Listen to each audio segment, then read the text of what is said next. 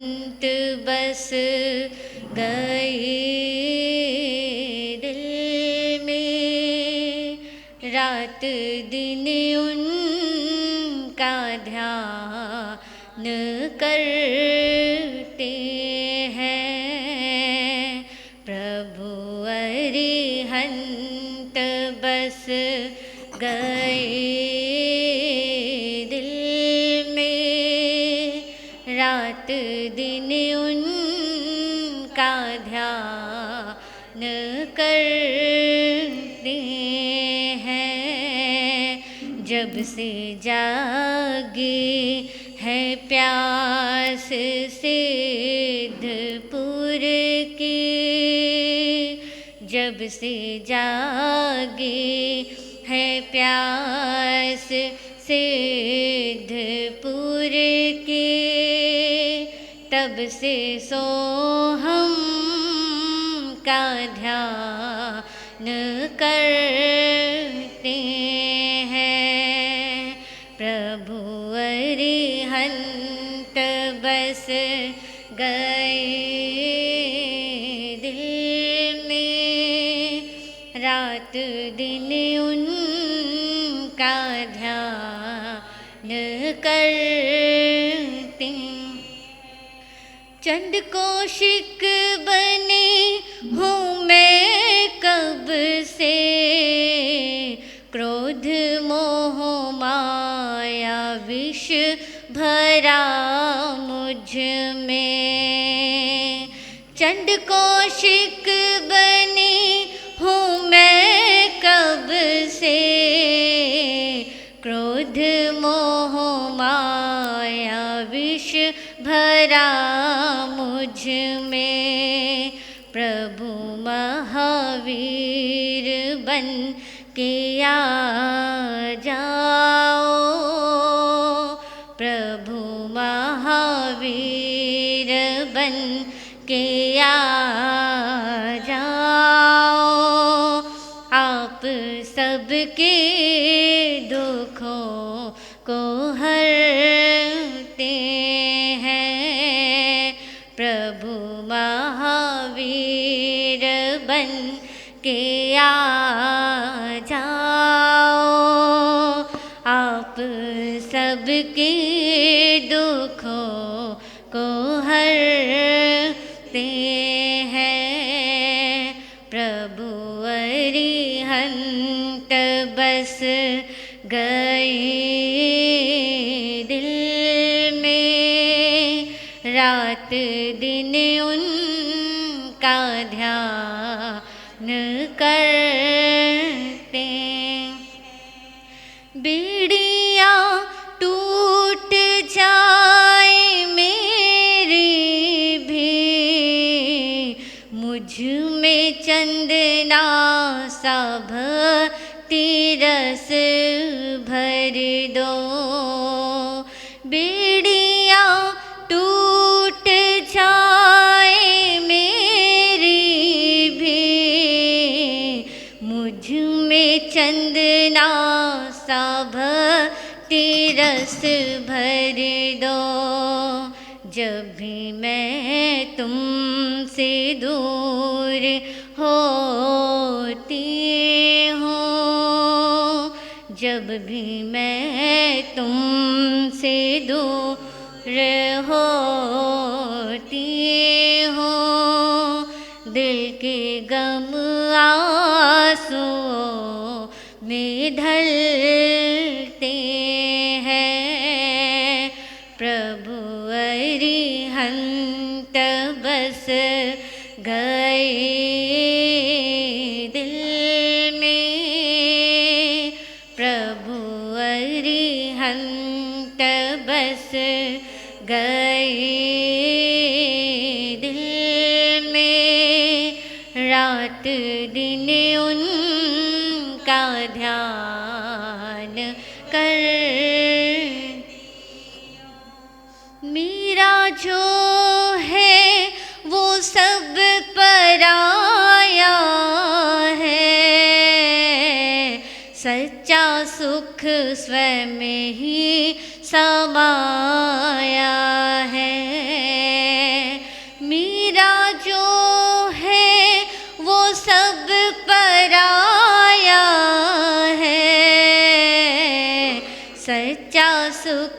स्वयं समाया है, पर में अब कुछ नजर नहीं आता, पर में अब कुछ नजर नहीं आता। स्वयं खुशियों के दीप जलते हैं, प्रभु अरिहंत बस गए दिल में, प्रभु अरिहंत बस गए दिल में। रात दिन उनका ध्यान करते, मेरे सर पर प्रभु है हाथ तेरा, देह बदले ना बदला साथ तेरा। मेरे सर पर प्रभु है हाथ तेरा, देह बदले ना बदला साथ तेरा। बागवा तुम हो मेरी बगिया की, बागवा तुम हो मेरी बगिया की। आप संग है तो फूल खिलते हैं, प्रभु अरिहंत बस गए दिल में।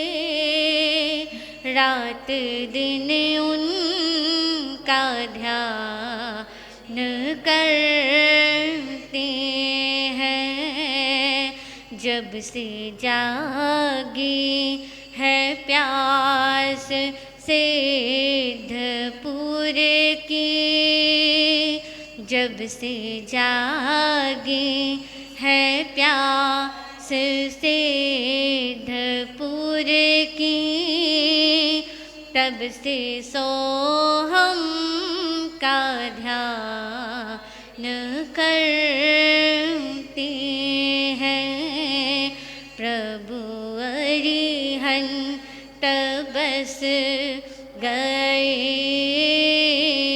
दिल में।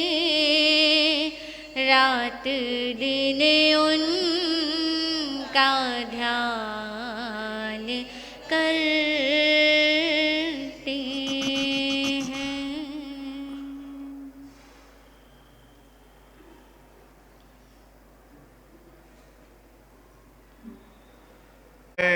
सुख का उत्तराधयन की वाणी है, अमृतमय सुख का। मिलकर सब जन बोलो प्रभु वीर की जय जयकार। मिलकर सब जन बोलो प्रभु वीर की जय जयकार।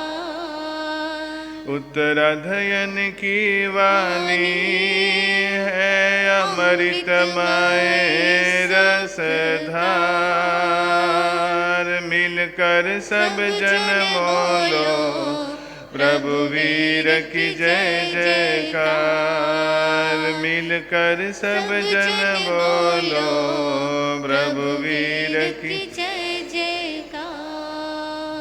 वीर प्रभु की पावन अत्यंत कृपा थी, जीवन के उत्तरी पड़ाव में हमें देशना दी।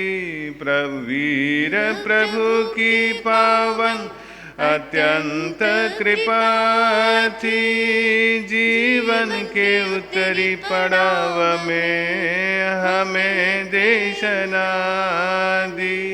ऐसी करुणा बहाई जो तृप्त हुए नर नार। ऐसी करुणा बहाई जो तृप्त हुए नर नार। मिलकर सब जन बोलो प्रभु वीर की जय जयकार। मिलकर सब जन बोलो प्रभु वीर की जय जयकार। उत्तराधयन की वाणी है अमृतमय सुखकार।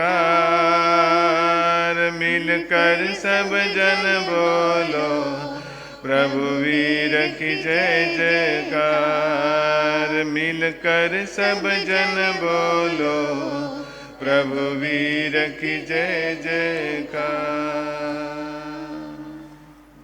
धम्मो मंगलमुखितं अहिंसा संयमो तवो देवा वित्तं नामं सन्ति जस्य धम्मे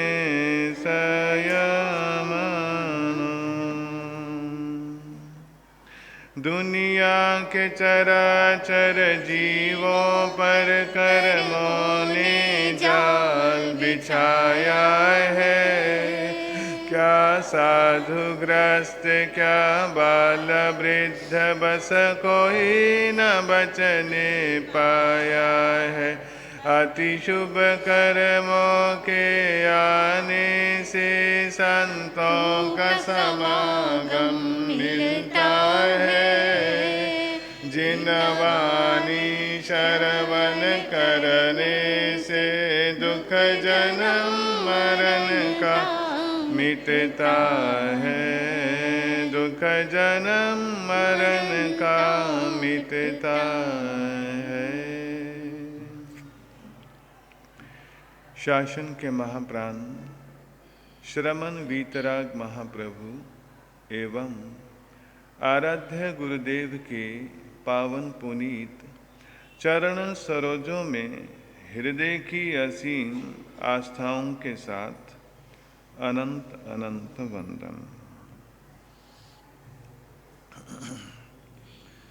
आप और हम परम सौभाग्यशाली हैं। शासनपति श्रमण भगवान महावीर का अमृत अनुपम दिव्य भव्य नव्य संदेश श्रीमद् उत्तराध्ययन सूत्र का वाचन चल रहा है। आप हम श्रवण पठन के माध्यम से लाभ प्राप्त कर रहे हैं। बीते दिन में हमने उत्तराध्ययन सूत्र का 23वां अध्ययन केशी गौतमीय का मूल पाठ पढ़ा था। उस मूल पाठ के बाद आज केशी और गौतमीय अध्ययन क्या है। शासनपति श्रमण भगवान महावीर के प्रथम शिष्य इंद्रभूति गौतम जो 14,000 संतों के प्रमुख हैं, 14 पूर्वों के पाठी हैं, 4 ज्ञान के धारी हैं, अनेक लब्धियों के भंडार गुरु गौतम अपने शिष्य समुदाय के साथ विचरण करते हुए श्रावस्ती के कोष्ठक नामक उद्यान में आकर विराजित हुए। संयोग ऐसा बना, चिंतामणि पुरुषादानीय भगवान पार्श्वनाथ की पट्ट परंपरा पर चतुर्थ पट्ट पर विराजित आचार्य केशी श्रमण श्रावस्ती नगर में आए और वह तिंदुक नामक उद्यान में रुक गए। दोनों मुनि और मुनि संघों के शिष्य समुदायों को एक दूसरे के आने का पता नहीं है। दोनों के शिष्य समुदाय आहार के लिए जब श्रावस्ती नगरी में आए, दोनों ने एक दूसरे के शिष्यों ने एक दूसरे को देखा मन में एक आश्चर्य हुआ। इंद्रभूति गौतम के शिष्यों ने केशी श्रमण के शिष्यों को देखा, कपड़े हमारे तो सफेद हैं, इनके किसी के किसी रंग के, किसी के किसी रंग के, ये क्या, ये हैं कौन? अरे ये भगवान पार्श्व की पट परंपरा के शिष्य हैं। इधर केशी श्रमण के शिष्यों ने उनको देखा, गौतम के शिष्यों को देखा, उनके मन में आया, अरे हमारे कपड़े तो रंगीन हैं, इनके कपड़े श्वेत हैं, ये क्या, सभी के श्वेत हैं? पता नहीं, धर्म तो एक है, रास्ता तो एक है, मंजिल तो एक है, बस इतना ही तो अंतर है। हम भगवान पार्श्व की परंपरा के हैं और ये भगवान महावीर की परंपरा के हैं, इतना ही तो अंतर है। और सब कुछ एक है, सब कुछ एक है, फिर भी ये विभिन्नताएं क्यों? दोनों मुनि संघों के मुनियों में ये बात आई, लेकिन दोनों मिले लेकिन उलझे नहीं। दोनों मिले पर उलझे नहीं, एक दूसरे के ऊपर छींटा कसी या एलिगेशन कुछ नहीं किया। बस दोनों के मुनि संघों के मुनियों में बात आई और दोनों ने अपने मन में बात रखी और दोनों मुनि संघ के मुनि आहार लेकर अपने अपने गुरु के पास आए, वंदन किया और जो आज हुआ वो बताया कि आज ऐसे हमें भगवान पार्श्व की परंपरा के शिष्य मिले, उनके कपड़े रंगीन थे। इंद्रभूति गौतम ने सुना, हाँ रंगीन थे, ऐसा होता है, लेकिन भगवान क्यों? वो भगवान पार्श्व की परंपरा के हैं, इसलिए है। विभिन्नताएं कुछ नहीं है, कुछ अलगपन नहीं है, कुछ अलग नहीं है, क्योंकि होता क्या है, जो होता है वो दिखता नहीं, जो होता है वो दिखता नहीं, जो दिखता है वो होता नहीं। जो तुम देख रहे हो वो वैसा नहीं है, वो मात्र समय की बात है, काल की बात है। समय, देश, काल, परिस्थिति के अनुरूप ये सब ऐसा चल रहा है, इसमें कोई विभिन्नताएं नहीं है। लेकिन कोई बात नहीं, तुम्हारे मन में ये बात आई, मैं तुम्हारी शंका का समाधान कर सकता हूं, लेकिन अगर मैंने यहां कर दिया तो ये यहीं का यहीं रह जाएगा। जैसे तुम्हारे मन में शंकाएं हैं, वैसे श्रावस्ती के श्रावक जनों में भी ये प्रश्न ऊहापोह कर रहा होगा। कोई बात नहीं, हम कुछ बैठकर समाधान निकालेंगे, कुछ बैठकर कुछ करेंगे। और उधर केशी श्रमण के शिष्यों ने भी अपने गुरु केशी श्रमण से जाकर यही बात पूछी।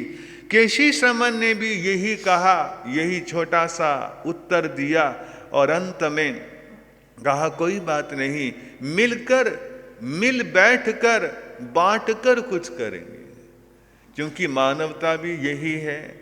गुरुओं ने कहा है, बांटकर मिलकर बैठना और बांटकर खाना। ये योगी राज श्री राम जी लाल जी महाराज का सूत्र है कि मिलकर बैठना और बांटकर खाना, और सत्य भी यही है। केशी श्रमण और इंद्रभूति गौतम के शिष्य एक दूसरे से उलझे नहीं, प्रश्न सवाल जवाब नहीं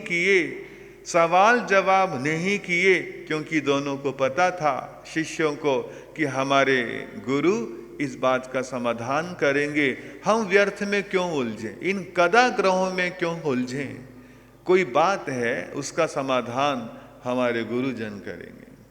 और इंद्रभूति गौतम विनयवान हैं, लेकिन भगवान महावीर की परंपरा के भगवान महावीर के प्रथम शिष्य हैं हैं गौतम, और 4 ज्ञान के धारी हैं, 14 पूर्वों के पहाठी हैं और गंधर हैं। लेकिन केशी श्रमण गंधर नहीं हैं, वो आचार्य हैं। और भगवान पार्श्व की परंपरा के हैं। इंद्रबुद्धि गौतम ने विचार किया कि वो मुझसे बड़े हैं। किस बात के लिए बड़े हैं? क्या विचार किया कि वो भगवान पार्श्व की परंपरा के हैं। जिसने सामने वाले को अगर बड़ा मानना हो तो उसके पास बहुत सारे कारण हैं, और किसी ने किसी को छोटा मानना हो तो उसके भी कारण है। इंद्रभूति गौतम ने केशी श्रमण को छोटा नहीं माना, बड़ा माना और मुनियों से कहा चलो ऐसा करते हैं, हम सब केशी श्रमण तिंद्युक उद्यान में रुके हैं, क्यों न हम वहां जाकर एक साथ बैठकर इन सभी बातों का समाधान करें। उनके मुनि भी सुनेंगे, तुम भी सुनना, केशी श्रमण भी सुनेंगे, मैं भी सुनूंगा, और उपस्थित जो श्रावस्ती के जन होंगे वो भी इस बात का समाधान पाकर विभिन्नताएं उनके मन और मस्तिष्क से मिट जाएंगी। ऐसा ही विचार किया। जिसने भी सुना कि इंद्रभूति जा रहे हैं, अरे जितनी मुंह उतनी बातें, इंद्रभूति को क्या पड़ी थी, केशी श्रमण को आना चाहिए था। वो तो इंद्रभूति गौतम तो गंधर है, 14 पूर्वों के पाठी हैं, कहाँ वो आचार्य हैं, और वो भी चतुर्थ पट्टधर शिष्य हैं, उनको जाना चाहिए था। किसी ने कहा नहीं नहीं ठीक तो किया, ठीक ही तो है, वो भगवान पार्श्व की परंपरा के हैं। भगवान पार्श्व भगवान महावीर से बोलो तो बड़े हैं। लेकिन इंद्रभूति गौतम के सामने भी शायद ये बातें आई हो, लेकिन उन सभी ने इन बातों का विचार नहीं किया, अपने से बड़ा माना, और श्रावस्ती में रुके, कोष्ठक उद्यान में रुके इंद्रभूति गौतम अपने विशाल मुनि संघ के साथ कोष्ठक उद्यान की तरफ, कोष्ठक उद्यान से तिंदुक उद्यान की तरफ बढ़े। और जिसने भी सुना वो ही खींचा आया कि चलो आज देखते हैं क्या होता है। भाई चलो आज देखते हैं क्या बात बनती है, क्या होता है, कौन किसको हराता है, कौन किसको हराता है, चलो आज देखते हैं। अरे नहीं नहीं, कुछ समाधान निकलेगा। इनके 4 महाव्रत हैं, उनके 4 महाव्रत हैं, गौतम प्रभु के 5 महाव्रत हैं। चातुर्याम धर्म 5 महाव्रत धर्म में क्या फर्क है, क्या बात है, विभिन्नताएं क्यों हैं? किसी के मन में कुछ, किसी के मन में कुछ, यूं इस प्रकार से विभिन्नताएं लिए हुए इंद्रभूति गौतम अपने विशाल मुनि संघ के साथ चले। लेकिन विशाल मुनि संघ के साथ जिसने भी सुना वो भी उस यात्रा में सम्मिलित हुआ। बहुत बड़ा यात्रा का एक बहुत बड़ा श्रावक श्राविकाएं, साधु, बहुत सारे श्रावक श्राविका जन एक एक करके हजारों की तादाद में हो गए। और ये खबर तिंदुक उद्यान में रुके केशी श्रमण के पास गए। हो बड़ी कृपा की, बड़ी कृपा की, वो आ रहे हैं तो मुझे लेने के लिए चलना चाहिए। ये विचार नहीं किया मैं तो भगवान पार्श्व की परंपरा का हूं, भगवान महावीर से बड़े हैं, मैं तो बड़ा हूं, मैं क्यों उठ के जाऊं, मेरा तो प्रोटोकॉल है, मेरा तो प्रोटोकॉल है, मैं तो उठकर नहीं जाऊंगा। उन्होंने विचार किया 14 पूर्वों के पाठी हैं, 4 ज्ञान के धारी हैं और गंधर भगवान हैं, और मेरे यहां आ रहे हैं, चाहे छोटे हो चाहे बड़े, मेरे लिए तो पूजनीय है। उनका सम्मान मेरा बोलो तो कर्तव्य है, मैं चलूं। और केशी श्रवण अपने मुनियों को लेकर तिंदुक उद्यान से निकले और इंद्रभूति गौतम को लेने के लिए चले। इनके साथ भी कोई उपस्थिति कम नहीं थी, क्योंकि बहुत लोग सीधे ही चले आए, बहुत लोग इनके साथ भी थे, उनके साथ भी थे। और उधर से इंद्रभूति गौतम आ रहे हैं, इधर से केशी श्रमण उनको लेने के लिए जा रहे हैं। और मार्ग में दोनों मुनि मिले, दोनों मुनि मिले और सूर्य और चंद्रमा की तरह मिले। सूर्य और चंद्रमा, एक सूर्य है तो दूसरे चंद्रमा है। केशी श्रमण ने कहा, भगवान पधारो, स्वागत है, स्वागत है, पधारो। और केशी श्रमण और इंद्रभूति गौतम दोनों साथ साथ विशाल मुनि संघ के साथ दोनों मुनि आगे आगे हैं। विशाल शिष्य समुदाय, जब दोनों गुरु आपस में मिले तो शिष्य भी आपस में वो भी मिले, और श्रावक वो भी आपस में मिले। विशाल मुनि संघ, विशाल श्रावक श्राविका यात्रा तिन्दुक उद्यान की ओर चल पड़ी। केशी श्रमण इंद्रभूति गौतम को लेकर तिन्दुक उद्यान में आए, और जहां पर विराजने का स्थान था, बैठने का था, वहां पर आए। केशी श्रमण ने अपना पाटिया दिया, अपना कुश आसन इत्यादि जो भी था वो दिया, और दोनों आमने सामने बैठे। दोनों, अब किसी से कोई चर्चा अगर करनी है तो बराबर बोलो तो चर्चा होगी नहीं। अगर चर्चा करनी है तो आमने सामने बैठना है। दोनों आमने सामने बैठे, विशाल धर्म संघ के साथ बैठे। और ये प्रस्तुत अध्ययन कहता है, इस विशाल धर्म चर्चा को सुनने के लिए श्रावस्ती तो आई ही आई, आसपास की जनता भी आई, देव दानव गंधर्वा, देवताओं तक ये बात पहुंची। आज दो महामुनि का आज मिलन है। और देवता भी आए, गंधर्व भी आए, दानव भी आए। ये विशाल मेला सा श्रावस्ती के तिन्दुक उद्यान में लग गया, और दोनों बैठे, कुशलक्षेम पूछा, एक दूसरे की सुख साता पूछी। तुम कहाँ से आए? मैं वहां से आया। तुम कहाँ से आए? मैं वहां से आया। कुछ बातें हुई, और आखिर केशी श्रमण ने पूछा, भंते, मैं आपसे कुछ प्रश्न करना चाहता हूं, अगर आपकी आज्ञा हो तो मैं प्रश्न करूं। केशी श्रमण ने भंते कहा, इंद्रभूति गौतम ने भी कहा, हे भदंत यानी भगवान, आप कृपा करो, मैं जैसा भी हूं वैसा उत्तर प्रस्तुत करूंगा। जब ये बात सुनी, जो वो थे ना कि देखो आज कौन जीतेगा, उनके सर नीचे हो गए, झुक गए। और सबसे पहले प्रश्न किया गया कि जब मार्ग एक है, मंजिल एक है, मार्ग एक है, मंजिल एक है, फिर ये विभिन्नताएं क्यों?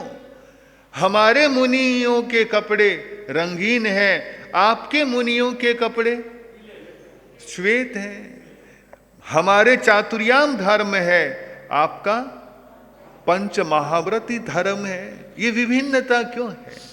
ये मैं नहीं, ये विशाल उपस्थित जन समूह, विशाल उपस्थित मुनि समूह इस बात को सुनना चाहता है। कृपा कर बताने की कृपा करें। दोनों मुनि कोई किसी से कम तो नहीं है, न ज्ञान में, न ध्यान में, न किसी चीज में, लेकिन दोनों एक दूसरे को किस प्रकार का सम्मान दे रहे हैं। और उन्होंने कारणों पर विचार किया और बताया। हार्द है, वैसे तो बहुत कुछ पूछा है, बड़ी लंबी चर्चा है, मूल इतना सा विषय है। उन्होंने एक समाधान दिया। पन्ना समीक्षय धम्मम, प्रस्तुत अध्ययन का ही एक वाक्य है। पन्ना समीक्षय धम्मम, अपनी प्रज्ञा से समीक्षा करो, अपनी प्रज्ञा से समीक्षा करो। क्या तत्व है, क्या अतत्व है, क्या अच्छा है, क्या बुरा है। जो दिख रहा है उसके पीछे देखने की कोशिश करो। जो दिख रहा है उसे समझने की कोशिश करो। और यह समझ का पहलू है तीर्थंकर 24 है। प्रथम तीर्थंकर के शासन काल के साधु साध्वी श्रावक श्राविका सरल और जड़ होते हैं। उनकी जो बुद्धि है, जो कैचिंग पावर है, वो सरलता तो है पर जड़ता भी है। सरलता, सरल तो इतने, ऐसा करो, अच्छा जी, पर जितना कहा बस वहीं तक सीमित है। इसीलिए प्रथम तीर्थंकर के शासन काल में पंच महाव्रतों का विधान है, श्वेत कपड़ों का विधान है, सुबह और शाम प्रतिक्रमण करना आवश्यक है, यानी और भी बहुत सारी चीजें हैं, तो यह है। और अंतिम तीर्थंकर के शासन काल के साधु साध्वी वक्र और जड़ हैं। उन्हें कुछ कहो, उन्हें कुछ बताओ, उसमें कुतर्क होता है। एक होता है तर्क, एक होता है कुतर्क। तर्क समझने के लिए है, कुतर्क नीचा दिखाने के लिए है। वो वक्र भी है, जड़ बुद्धि के में कितना मर्जी समझा लो, कितना मर्जी कह लो, रहेंगे वैसे के वैसे। वो वक्र और जड़ हैं। लेकिन श्री अजितनाथ भगवान से लेकर, यानी हर काल में दूसरे तीर्थंकर से लेकर 23वें तीर्थंकर के शासन काल के साधु साध्वी ऋजु और प्राज्ञ हैं।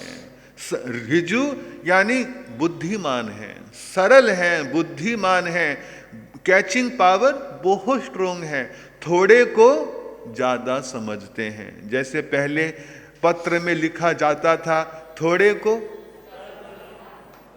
को ज्यादा समझना, तो वो बीच के शासन काल के साधु साध्वी ही नहीं, श्रावक श्राविका भी, श्रावक श्राविका की उस समय की कैचिंग पावर ऋजु है, प्राज्ञ है, बुद्धिमान है, बहुत बुद्धिमान है, हर बात को न्याय की तराजू पर तोलकर जीवन में हासिल करते हैं। इसीलिए बीच के शासन काल के साधु साध्वियों के लिए, साधु साध्वियों के लिए ये कोई नियम नहीं रखा गया कि श्वेत ही कपड़े पहनने हैं। श्वेत तो इसलिए रखे जाते हैं, अगर एक कलर ना रखो तो पता नहीं कौन कौन से कपड़े पहने जा सकते हैं, क्योंकि उस समय श्वेत कपड़े अल्प मूल्य वाले कपड़े थे। आज तो खैर समय बदल गया, उस समय अल्प मूल्य वाले वस्त्र थे। इसीलिए प्रथम और अंतिम तीर्थंकर के शासन काल में श्वेत कपड़ों का विधान, 2 समय प्रतिक्रमण का विधान, और 22 तीर्थंकर के शासन काल के साधु साध्वियों के लिए जब कोई दोष लगे उस समय प्रतिक्रमण करना है, और जो मर्जी कपड़ा, उनको कपड़े के प्रति कोई ममत्व नहीं था। लेकिन वो प्रथम और अंतिम तीर्थंकर का समय वो ममत्व वाला समय था। इसीलिए बीच के तीर्थंकरों के काल में 4 महाव्रतों का विधान किया गया। परिग्रह में स्त्री को रख लिया गया। परिग्रह, क्योंकि बात है ना, जर जोरू और जमीन, ये तीनों परिग्रह में है, तो जर जोरू जमीन। लेकिन वक्र और जड़ता के कारण, सरल और जड़ता के कारण प्रथम और अंतिम तीर्थंकरों ने कहीं ऐसा ना हो स्त्री को परिग्रह में ना माने, कुतर्क करेंगे, इसीलिए ब्रह्मचर्य की अलग से व्याख्या कर दी गई। तो ये 5 महाव्रतों का विधान है। तो केशी श्रमण ने भी समझा, मुनि संघ ने भी समझा, श्रावक श्राविकाओं ने भी समझा, और समझकर केशी श्रमण ने अनेक प्रश्न किए। एक ही प्रश्न नहीं, इसमें कई सारे प्रश्न मैंने आपको एक साथ ही रख दिए हैं। और भी कई सारे प्रश्न किए, मन के बारे में बात करी कि मन को कैसे जीता जाए। उन्होंने कहा कि एक को जीत लेने पर 5 जीत लिए जाते हैं, 5 को जीतने पर 4 को जीत लिए जाते हैं। 10 जिनी तान, इस प्रकार से 10 को जीत लेने पर सव शत्रु जिना महंग, सब शत्रुओं को जीत लिया जाता है। और भी बहुत सारे प्रश्न किए कि जन्म जरा मरण के वेग से छुटकारा कैसे मिले। उन्होंने कहा जन्म जरा मरण के वेग से धर्म ही द्वीप स्थान है, धर्म ही आधार है, धर्म ही उत्तम है, धर्म ही गति है। बहुत सारे प्रश्न केशी श्रमण इंद्रभूति गौतम से किए, और बड़ी सरलता विनम्रता के साथ केशी श्रमण को सारे प्रश्नों का समाधान बड़ी सरलता और बड़ी सभ्यता से दिया। और अंततः केशी श्रमण ने विचार किया, विमर्श किया, अब हम भी, क्योंकि समय बदल रहा है, देश काल परिस्थितियां बदल चुकी हैं, तो क्यों ना हम भी पंच महाव्रतों का विधान कर लें। तो पंच महाव्रतों का विधान केशी श्रमण ने भी किया, या यूं कहो कि केशी श्रमण ने भी मुनि संघ के साथ भगवान महावीर के धर्म संघ में प्रवेश किया। वैसे तो एक ही संघ है, जैन शासन एक ही है, लेकिन देश काल परिस्थिति, तीन चीजें हैं ये, देश काल परिस्थिति के अनुरूप उन्होंने समझा और मुनि संघ में सम्मिलित होकर अपनी आत्मा का कल्याण किया। तो ये जो अध्ययन है ये बहुत सुंदर है, सांप्रदायिकता की दीवारों को तोड़ने वाला है। बहुत कुछ इसके बारे में कहा जा सकता है, लेकिन समय सापेक्ष है। श्रीमद् उत्तराध्ययन सूत्र एक अध्ययन नहीं, अगर एक गाथा पर भी अगर गहराई से विचार कर लिया जाए तो 4 महीने खत्म ना हो, ऐसी भगवान की ये विशेषता है। तो अब इस 23वें अध्ययन के बाद 24वां अध्ययन प्रवचन माता, जिसका नाम अष्ट प्रवचन माता के नाम से भी जिसको जाना जाता है। प्रवचन माता क्या है, क्या क्या इसके अंदर है। अब ये देव शेरावाली माता, पद्मावती माता, चक्रेश्वरी माता, ये सब माता सुनी थी, लेकिन अब ये प्रवचन माता क्या है। प्रवचन माता ये जैन धर्म की माता है, जिससे श्रावक और साधु और श्रावक, साध्वी और श्राविका का, जिसमें सारी जीवनचर्या है, सारी जीवनचर्या का परिचय माँ ही तो है, जो खाना, देखना, बोलना, सोना, उठना, जागना, सोचना, काया से कैसे व्यवहार करना है वो सिखाती है। तो प्रस्तुत अध्ययन में भी वही सारी बातें कही हैं, हम वो सुनेंगे, समझेंगे। उससे पूर्व वो शब्दों का रसास्वादन करेंगे जिन शब्दों को शासनपति श्रमण भगवान महावीर ने गाया है। तो कमर सीधी करके बैठें, जिनके हाथों में पुस्तकें नहीं हैं वो दोनों हाथ जोड़कर भी बैठें, आंखें बंद करके बैठें, और चलेंगे चरम तीर्थंकर शासनपति श्रमण भगवान महावीर की अंतिम धर्म सभा पावापुरी की विशाल रज्जुक सभा में, जहाँ पर तारन तिरन जहाज शासनपति श्रमण भगवान महावीर ने ये अंतिम देशना का रसास्वादन हम सबके कल्याण के लिए कहा था। तो प्रस्तुत है शासनेश महाप्रभु की अंतिम देशना का यह 24वां अध्ययन प्रवचन माता।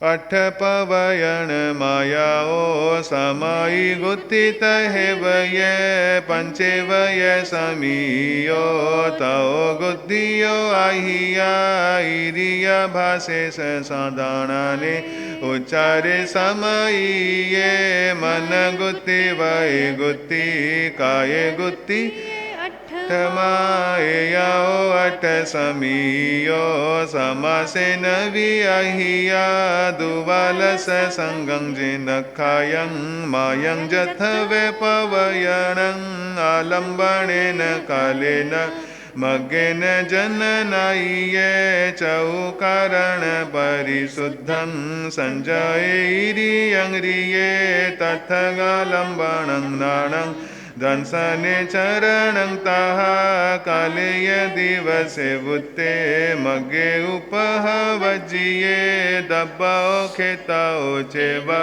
कालाओ भवाओ ताहा, जयन चहु विहा बुत्ता तम्मे कितयाओ सुने, दब्बाओ चक्षु सपेहे जुगमितं च खेतगो, कालाओ जावरिये जा उव उत्तेय भवो इन्द्रियते विवर्जिता सज्जायं चैव पञ्चः तमुत्थितपुकारे उव उत्तेयं ह्रिये कोहे मानेय मायाय लोभेय उव उत्तया हसे भय मोहरिये विगह सुतहे वय एयाइं अठठानाइं परिवज्जितु संजये असावज्जंमियं काले भासं भासे जपन्नवं गवेशनाय गहनये परिभोगे सनय जा आहारो वही से जाए ये तिन्नी विसोहये उगमुपयनं पढ़मे बिये सोहे जय सनं बरी भोयमि चौकं विसोहे जयं जय अहो वाहो वगहियं भण्डगं दुविहं मुनि गिन्नन्तो निखिवन्तो ये पौंजे जय मंग विहि चक्षुषा पड़िले हिता पमजे जयं जय आइये निखिवे जवा दोहाओ विसमिये सया उच्चारं पासवनं खेलं सिंहन जलियं आहारं उवाहिं देहं अन्नं वाविता हविहं अन्नवाय संलोए अनवाय चेव होय संलोए आवाय संलोए आवाय चेव संलोए अनवाय संलोए परसनुवघाइये समे अजु सिरे यावी अचिर काल कयमिये विथिन्ने दूर मोघाड़े नासन्ने बिलवजिये तसपन विये रहिये उच्चाराई निवो सिरे याओ बंच समीयो समसे नवी अहिया एतो ये तो गुतियो वोचामी अनुपुबसो सच्चा तहेव मोसाये सच्चा मोसा तहेव ये चौथिया सच्चा मोसा मन गुति चौविहा समारंभ समारंभे आरंभे यतहेव ये मानं पावत्तमानं तो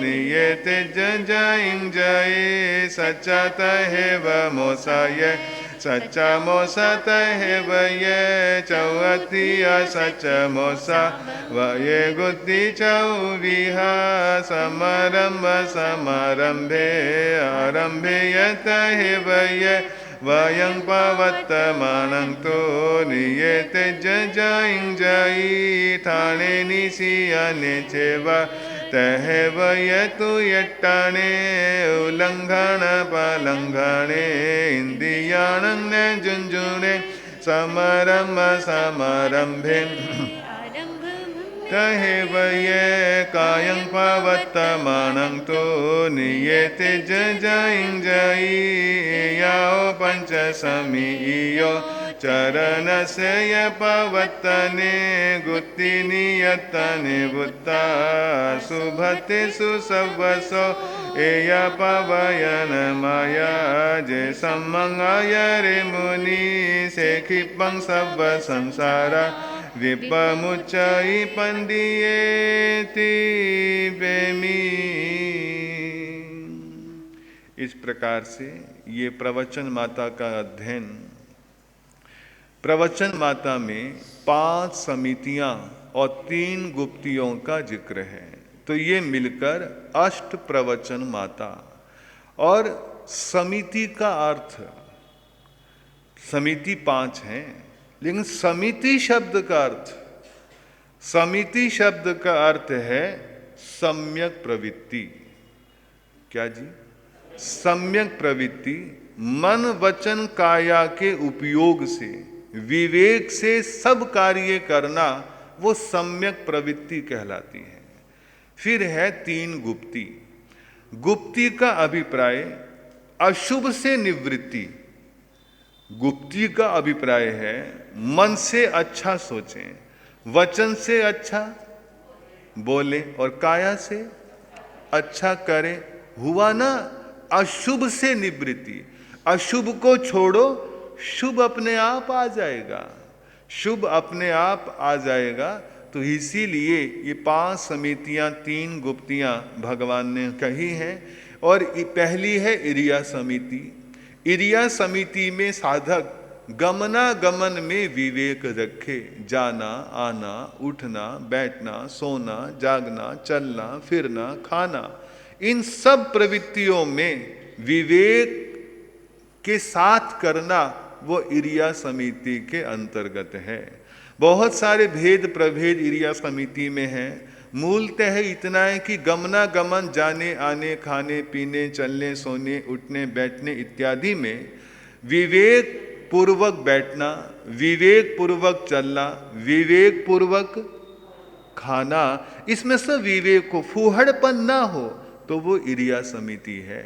भाषा समिति वचनों को बोलकर, वचनों को संभाल कर बोलना कि मैं किस भाषा का प्रयोग, कहाँ पर क्या बात कहनी चाहिए, कहाँ पर किन शब्दों का प्रयोग करना चाहिए। शब्द भी अपने आप में बहुत बड़ी व्याख्या है, और शब्द के पीछे रही हुई जो भावना है, टेंडेंसी है, वो ज़्यादा कार्य करती है।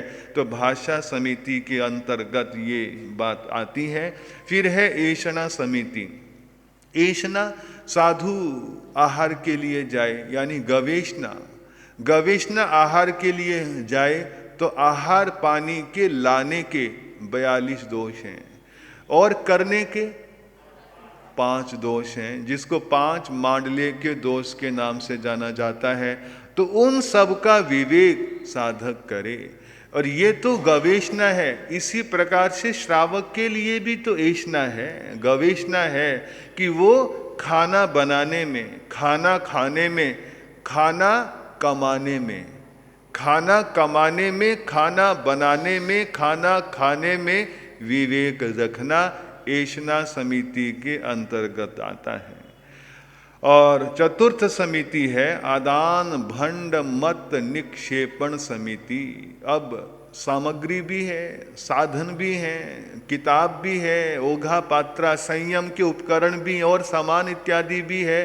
तो उनको तरीके से रखे, विवेक से रखना, उठाना, आदान यानी लेना, प्रदान यानी देना, आदान लेना, प्रदान यानी देना, बड़े सम्यक प्रवृत्ति से, बड़े विवेक से, सभ्यता से, यूं ही खींच ना ले, बड़े तरीके से यूं फेंक कर ना दे, पकड़ा कर दे, ताकि जीवों की विराधना ना हो और अशुभ भी ना हो, हिंसा का कारण भी ना बने, फूहड़पन भी नजर ना आए।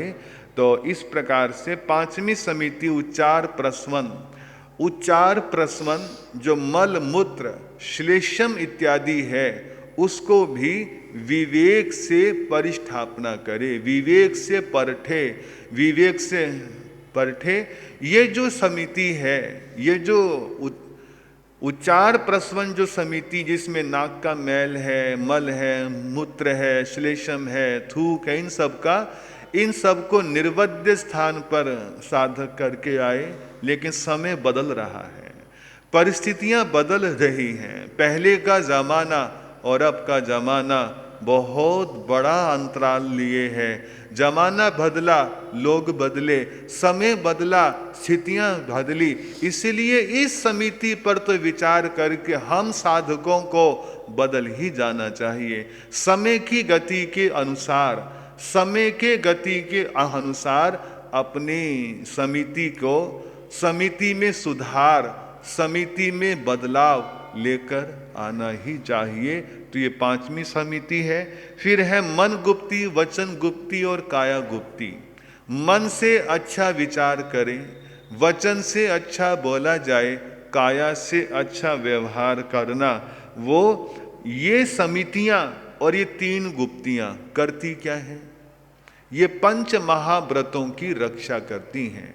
ये 5 महाव्रत जो साधक ने लिए हैं, श्रावक के 12 व्रत जो लिए गए हैं, उन पर उनकी सुरक्षा, उनकी बाढ़ का काम ये 5 समितियां और 3 गुप्तियां करती हैं।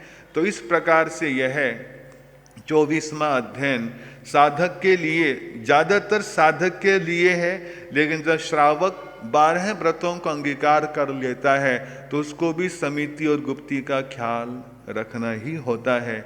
इसके बाद 25वां अध्ययन जिसका नाम यज्ञीय है। यज्ञीय अध्ययन, यज्ञीय जो अध्ययन है वो 2 ब्राह्मण कुमारों के नाम से है, जय घोष और विजय घोष।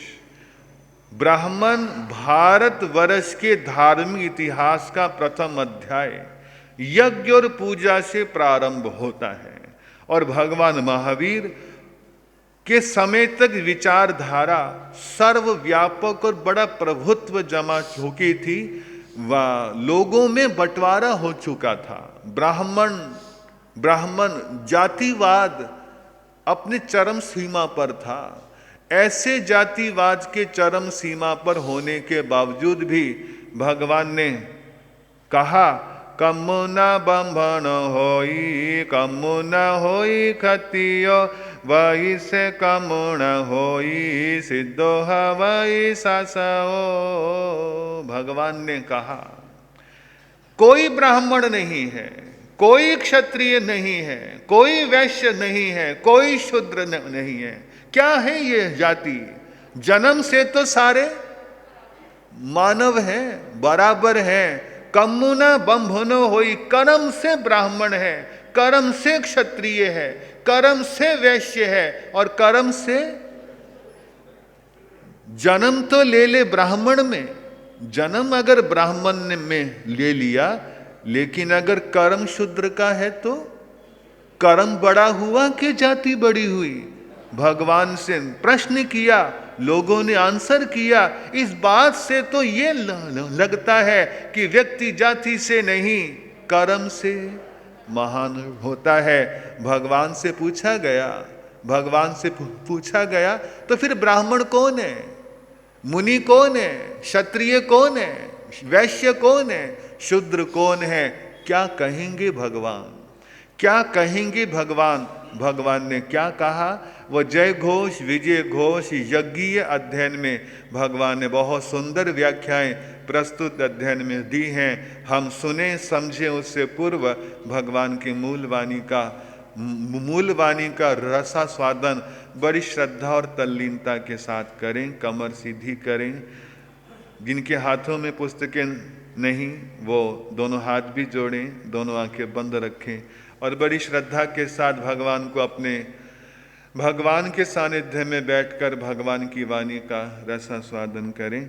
महान कुल शंभुवो आसी विपो महायसो जयाई जम जनमी जय घोषेति नमो इंद्रिय गमनि निगाहि मग्गगामी महामुनि गामानुगामंग्रियन्ते पतो वाराणसी पुरीं वाराणसी बहिया उज्जैनमी मनोरमे पाशुवे से ज संथारे तत्वा समुवगाये एहते नेव कालेनं बुरिये तत्थ महाने विजय घोषेति नामेन जन्नं जयैवेयवि ऐसे तथ अंगारे मास खमन परने विजय घोषस जन्नमी विकसठाउवठिये समुवठियं ताहिं संतं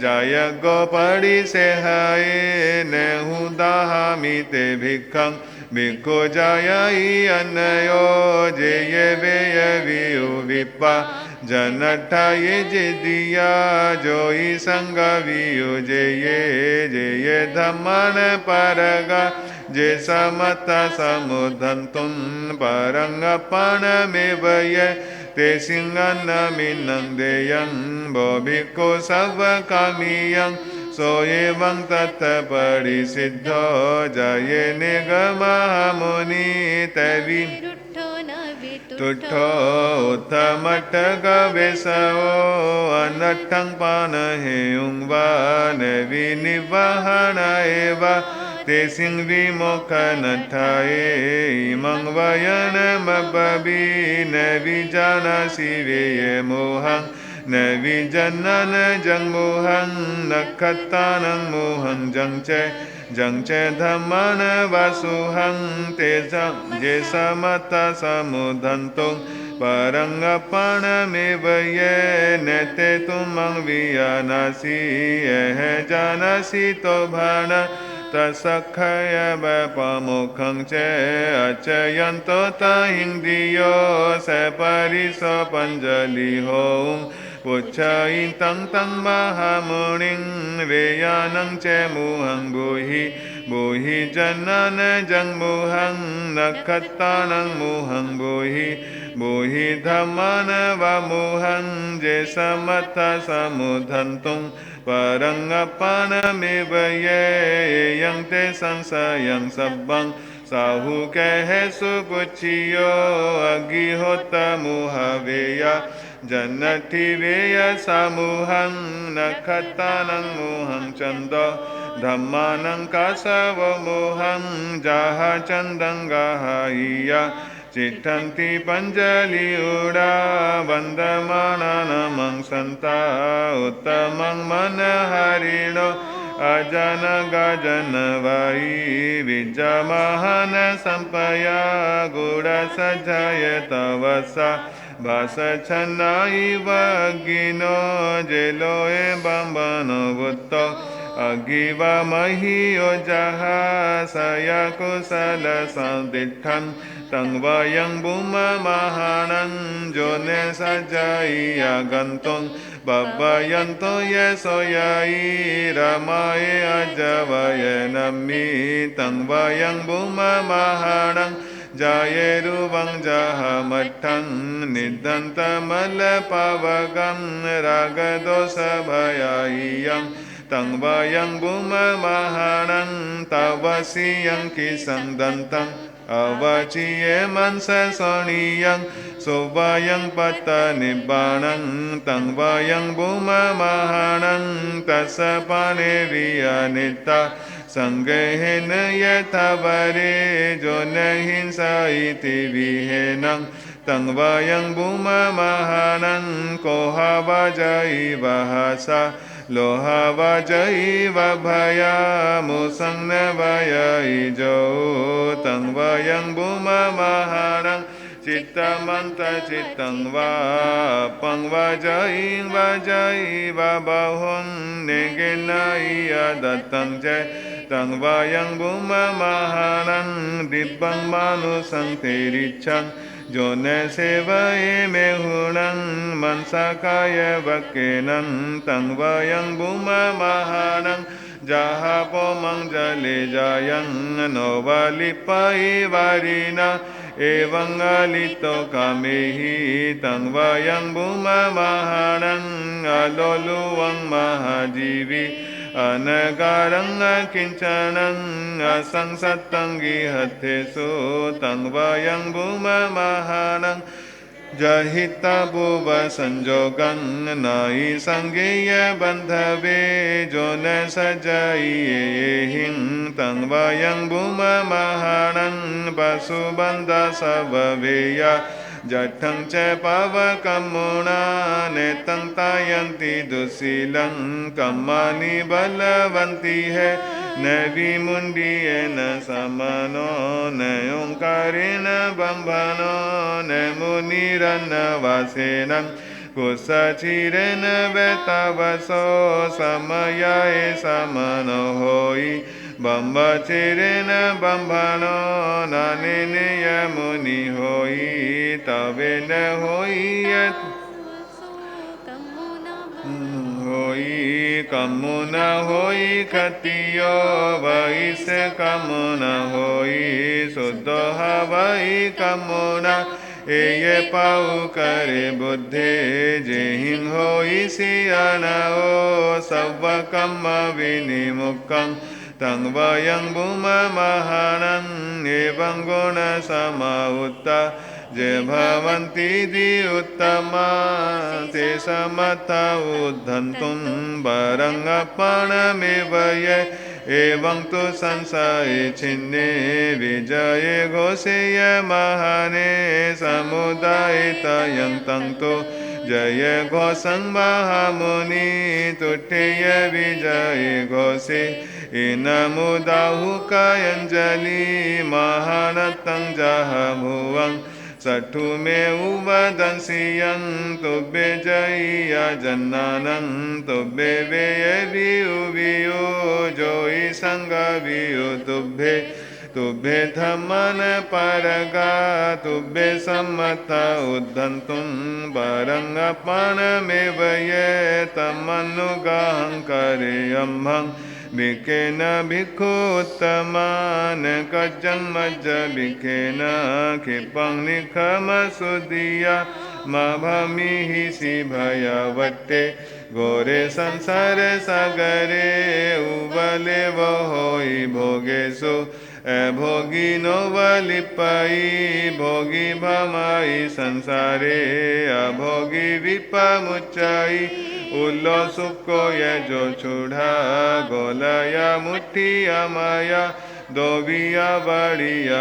कुड्ढे जो उल्लो सो तथ लगाई एवं लगंती दुम्मे हाजे नरा कमलालसा वीरता उन्हें लगंती जहाँ सुको ये गोलाओ एवं से विजय घोषे जय घोष से अंतिये अनगारस निखंतो धम्मं सोचगानुत्तरं कविता पुबकमय्यं संजमेन तविनये जय घोषा विजय घोषा सिद्धिं पत्तानुत्तरन्ति बेमी। बोलिए शासनपति श्रवण भगवान महावीर स्वामी की। इस प्रकार से ये यज्ञ जो अध्ययन है वो दो ब्राह्मण कुमारों के नाम से है जिनकी घटना इस प्रकार से है। वाराणसी नगरी में रहने वाले दो भाई जिनका नाम विजय घोष और जय घोष है। ये काश्यप गोत्री थे, ब्राह्मण थे, वेदों के ज्ञाता थे। अनेक याज्ञिक क्रियाएं ये दोनों भाई करते थे और लोग इनका बड़ा आदर सम्मान किया करते थे। जिस बात का समाधान कोई नहीं दे सकता उस बात का समाधान विजय घोष और जय घोष ब्राह्मण कर दिया करते। ऐसे वेद पाठी याज्ञिक ब्राह्मण विजय घोष और जय घोष। हुआ क्या, एक बार जय घोष गंगा के किनारे स्नान के लिए गए।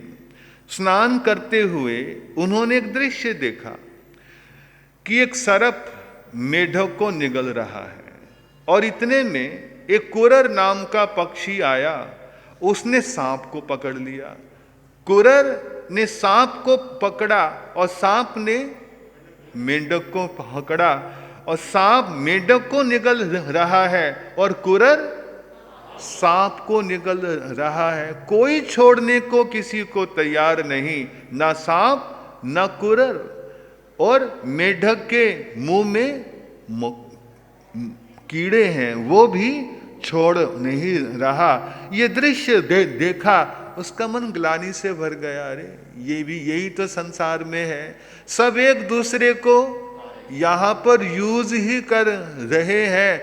यहाँ तो किसी की मृत्यु दुख का कारण नहीं बनती, किसी का चला जाना दुख का कारण नहीं है।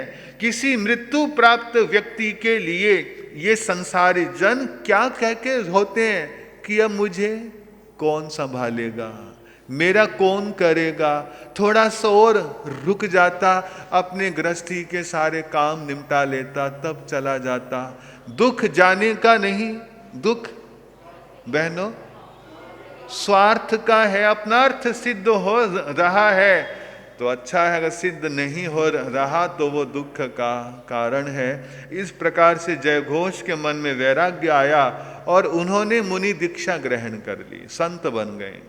संत बने और तपस्या के राजमार्ग में अपने आप को लगा दिया। मंजकर तपस्या की, मंजकर विद्वान तो थे ही, थोड़े ही समय में वेदों के निष्णात तो थे ही थे, जैन आगमों के भी निष्णात बने और तपस्या के राजमार्ग पर अपने आप को लगाया। और एक बार विचरण करते हुए जयघोष मुनि अपने व्रतांत पारने के लिए, अपने मास खमन के पारने के लिए वाराणसी नगरी में आए। और समय और संयोग ऐसा घटा कि अपने छोटे भाई विजय घोष के महलों में आ निकले, घर में आ निकले और भिक्षा के लिए जब अंदर जाने लगे, ब्राह्मण कुमार थे, उन्होंने रोक दिया, उनको निकालना चाहा जब, और वो पहचाना भी नहीं विजय घोष ने कि मेरा बड़ा भाई है। आखिर जब उनको निकालना चाहा, उन्होंने कहा रुको, मेरी बात तो सुन लो, मैं क्या कहना चाहता हूं।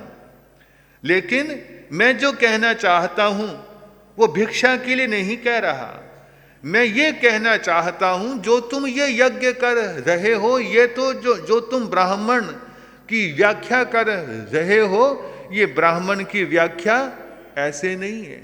ये ब्राह्मण जाति से नहीं कर्म से बनता है। मुनि कर्म से नहीं, मुनि जाति से नहीं कर्म से मुनि बनता है। विजय घोष ने प्रश्न किया, तो तुम बताओ फिर कौन ब्राह्मण है, कौन मुनि है, कौन तपस्वी है, कौन क्या है। तो उन्होंने कहा, न विमुंडीय न समनो न ओंकारेण बंभनो न मुनिरन्न वासेण कोशी चेरेण न तवसो। कोई सिर मुंडा लेने से श्रमण नहीं होता, ओंकार का जप कर लेने से, छापा तिलक लगा लेने से, धोती कुर्ता अंगरखा पहन लेने से कोई ब्राह्मण नहीं होता। न जंगलों में रहने से, रन्नवासे न जंगलों में रहने से कोई मुनि होता, और न कुश के घास के आसन पर बैठकर ध्यान लगाने वाला तपस्वी नहीं होता। विजय घोष ने कहा, जय घोष मुनि, मैं यही तो कह रहा हूं, तुम बताओ कौन है। उन्होंने कहा, समयाये समनो होई, जो श्रम करता है, जो श्रमशील है, उसका नाम श्रमण है। बम्बचेर बम्भणो, जो ब्रह्मचर्य की उत्कृष्ट आराधना करता है, जो पक्का है, उसका नाम ब्राह्मण है।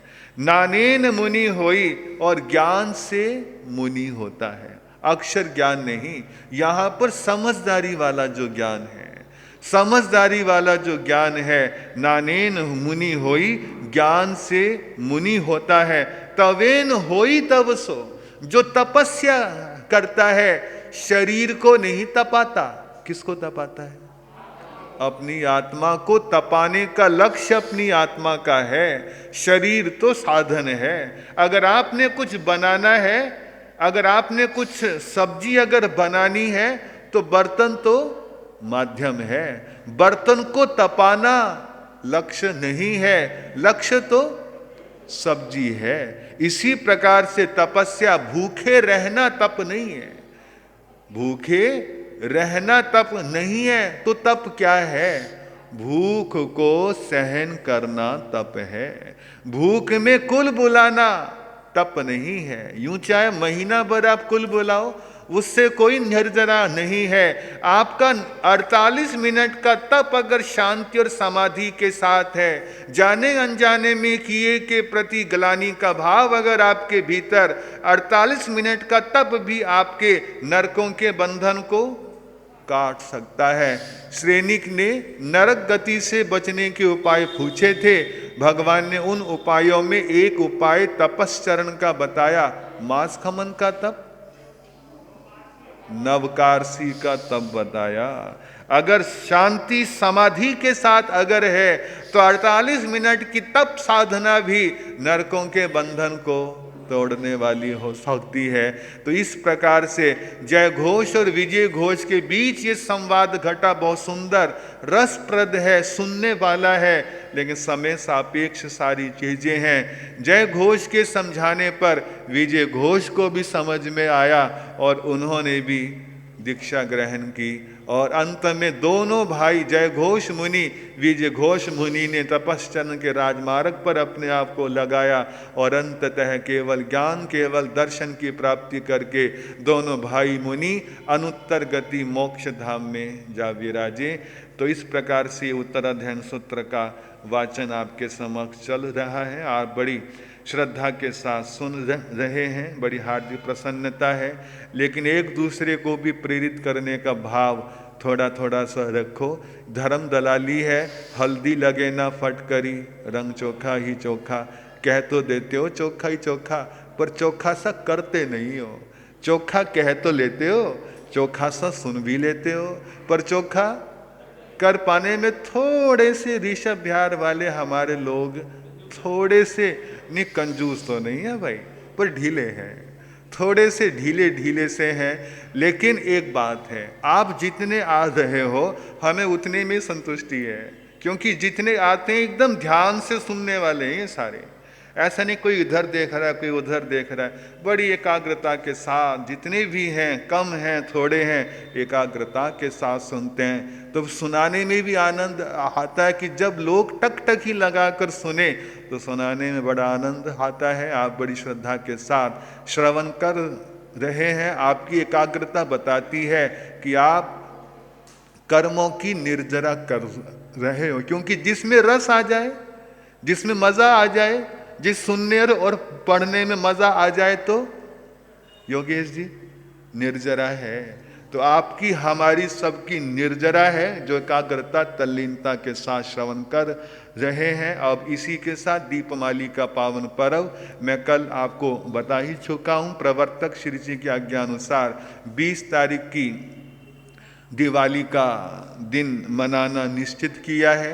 भगवान महावीर निर्वाण वर्ष का प्रारंभ 2552 का जो प्रारंभ है वो 22 तारीख से रहेगा।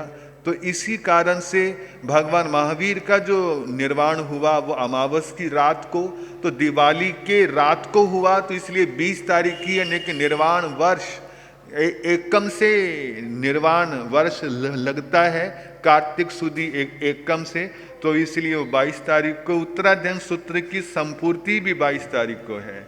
और आराध्य गुरुदेव का वीर निर्वाण वर्ष का दिवाली का बड़ा मंगल पाठ भी आने वाली 22 तारीख को प्रवचन के समय ही रहेगा। आप सभी ने ध्यान देना है। और एक बात की आपसे एक बार 2 मिनट बैठेंगे, आपके मतलब की ही बात है, वैसे मैं रोकता नहीं, लेकिन आपके मतलब की बात है। दीपावली की पूजा के दिन सभी पूजा करते हैं, चाहे कोई कैसी करते हैं, वो सबकी अपनी अपनी पर्सनल सब्जेक्ट है।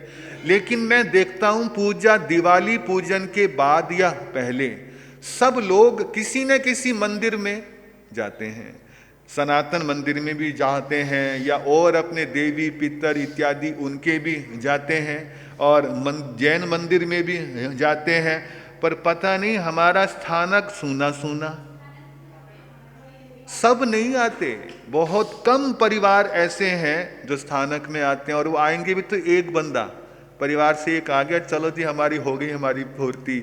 लेकिन मेरी हार्दिक भावना है, ऋषभ बिहार से जुड़े संबंधित लोग, सभी लोग दिवाली की पूजा के दिन, चाहे कोई 20 को मना रहा है चाहे 21 को, क्योंकि 70 और 30 का रेशो दिखने में आ रहा है। कोई 20 की मनाएगा तो कोई 21 की भी मनाएगा, लेकिन जब जिसकी इच्छा हो। लेकिन जब दिवाली का पूजन आपके घरों में हो, परिवार के सहित आप धर्म स्थानक में आए और इस पाटे पर माथा टेकें, क्योंकि ये पाटा हम संतों का नहीं है, ये भगवान महावीर की पट परंपरा का पाटा है।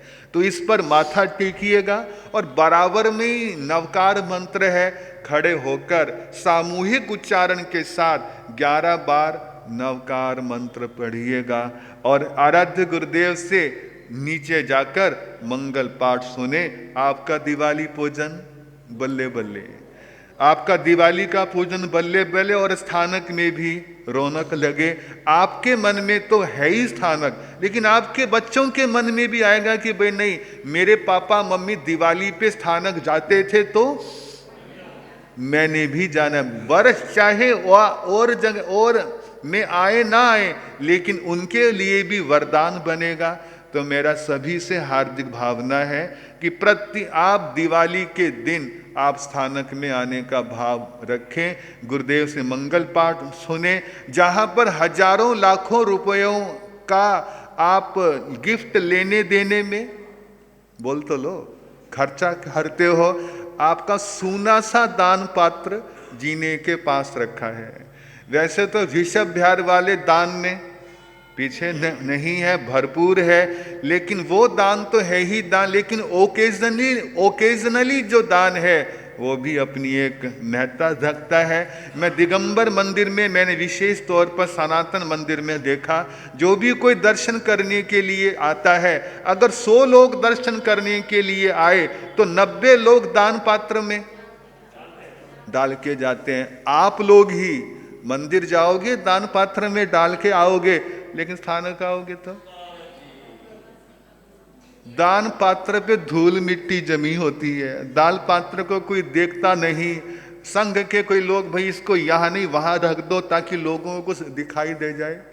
तो लेकिन दिवाली के दिन ओकेजनली है, मंदिर में जाते हो, खूब दान करके आते हो, स्थानक में आते हो तो दान पात्र की तरफ देखते तक नहीं हो। तो इस बात का भी आप ख्याल रखें। प्रतिदिन अगर नहीं तो ओकेजनली तो आप इस बात का थोड़ा सा आप व्यवहार जरूर करिएगा। तो आप इन सभी बातों का विशेष रूप से ध्यान रखिए, एक दूसरे को सूचित करें। और मैं संघ के महामंत्री श्री अशोक जी को भी कहूँगा कि व्हाट्सएप के माध्यम से इस बात को फ्लायर भी करें, ताकि जो लोग आ नहीं पा रहे उन तक भी ये मैसेज पहुँचे और एक अच्छी संख्या दिवाली के दिन स्थानक में दर्शन के लिए आए। और मैं विवेक विहार के हमारे कोषाध्यक्ष और 2 भाई और बैठे, मैं नाम थोड़ा भूल रहा हूँ, सुरेश जैन जी और हमारे महामंत्री जी राजकुमार जी हमारे बैठे हैं। तो मैं इन तीनों भाइयों से भी कहूँगा कि अपने विवेक विहार में भी आप इस बात की चर्चा करें और आप लोग विवेक विहार जाएं। मैं आपको यहाँ नहीं बुलाऊंगा, क्योंकि आप विवेक विहार से जुड़े हो, तो आप विवेक विहार गुरु दर्शन, और वहाँ भी बहुत सुंदर सा सुधर्मा स्वामी का दरबार वहाँ पर भी है, तो आप वहाँ पर भी जाने का भाव रखेंगे। अब इसी के साथ सबसे पहले हम उत्तराधयन सूत्र की 2 पंक्तियों का उच्चारण करेंगे। श्री उत्तराधयन सुखकार सब सुन लो इसका सार। श्री उत्तराधयन सुखकार सब सुन लो इसका सार। श्री उत्तराधयन सुखकार सब सुन लो इसका सार। अब सभी हाथ जोड़कर आगम तिविहे का पाठ।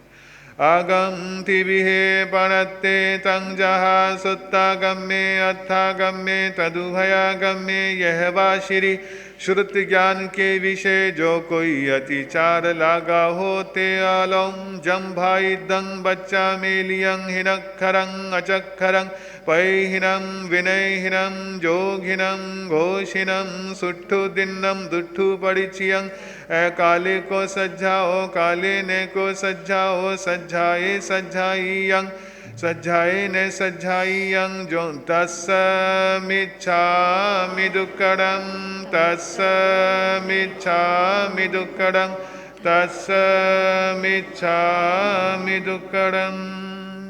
अब इन्हीं सूचना कामनाओं शास्त्र श्रवण के साथ साथ हमारे संघ